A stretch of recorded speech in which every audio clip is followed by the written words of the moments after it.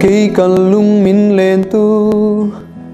tai ta em môi ang ngayon karu cây val riang hian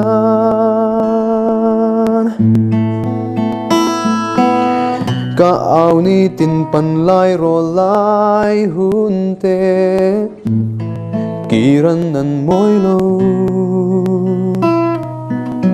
liam tu rasiam tu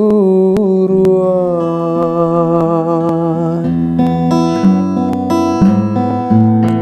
o sing nun kalsiam kat siar thiam lo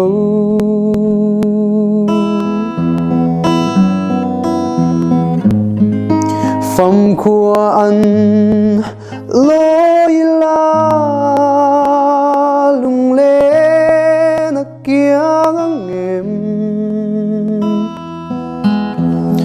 kat hir bang thelo tai ta eng môi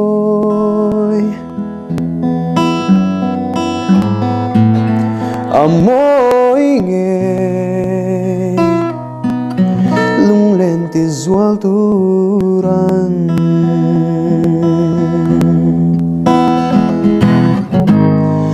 na adang sak mel ton nan karala athen kan tha pialei thua riat nuaya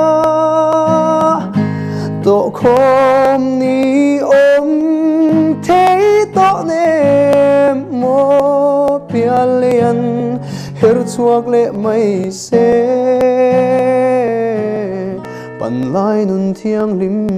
kha